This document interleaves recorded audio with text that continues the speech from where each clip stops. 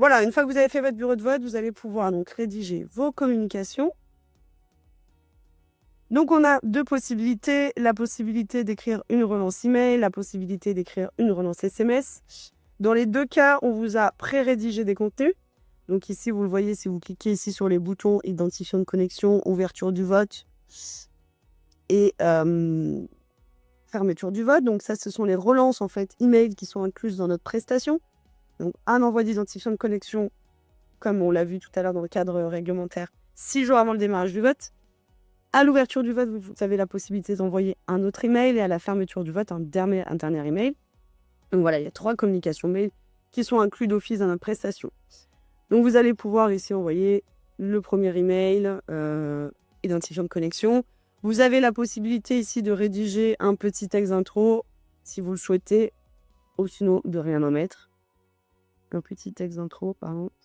En tout cas, le contenu qui est ici, il est figé, parce que c'est là où on génère l'URL de la plateforme, c'est là où on génère l'identifiant votant, c'est là où on va générer voilà, un certain nombre d'éléments qui sont personnalisés pour chacun des votants. Donc on préfère ne pas vous laisser la main. Ensuite, vous allez pouvoir appliquer les filtres. Donc ici, la gestion des filtres, elle est exactement la même que sur l'import des électeurs qu'on a vu tout à l'heure. Donc si vous voulez envoyer une communication à un collège défini, notamment par exemple que les représentants des parents d'élèves, vous pouvez. En tout cas, le filtre qu'on va utiliser, nous, dans 99% des cas, c'est le filtre vote, qui va nous permettre de sélectionner est inscrit mais n'a pas voté. Donc pendant la durée du vote, vous allez pouvoir relancer, identifier et relancer les parents qui n'ont pas voté. Voilà, notamment pour celles de fermeture de scrutin. Donc ensuite, vous pouvez sauvegarder. Hop. Et vous avez la possibilité de programmer votre relance mail. Donc évidemment, ce que je vous recommande, c'est la semaine avant l'ouverture du scrutin.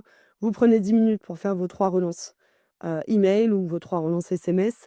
Voilà, comme ça, vous êtes tranquille pendant toute la durée du vote. Les emails, ils partent tout seuls, ils sont délivrés tout seuls. Et ensuite, donc, vous allez avoir la possibilité de prévisualiser le mail que vous aurez rédigé comme si, c'est vous qui le receviez. On a également la possibilité d'envoyer des relances SMS. C'est vrai que l'expérience nous a prouvé que vous disposez quand même plus des numéros de mobile de vos parents que des adresses mail et puis souvent que la donnée est plus fiable également. En tout cas, les relances SMS, elles sont en option, on va dire. Nous, on inclut dans le pack de base, on va dire, les 3 relances email dont je vous parlais. En tout cas, si vous souhaitez faire des relances SMS, il faudra les ajouter depuis votre abonnement, depuis la partie mon abonnement sur le tableau de bord initial. Vous avez la possibilité de souscrire à un pack SMS. En tout cas, les SMS, ça fonctionne pareil. Vous avez des contenus types qui sont rédigés. Sur les SMS, vous n'avez pas du tout la possibilité de modifier de contenu, puisqu'on a une limite de caractères qui est appliquée et qu'il ne faut pas dépasser. Donc voilà, on a figé l'intégralité des contenus. Mais en tout cas, ça marche pareil. On vous demande quand même de mettre un objet, même si on vous précise que c'est seulement indicatif et que ça apparaîtrait pas dans le message. Vous pouvez mettre des filtres, vous pouvez programmer et prévisualiser comme les relances email.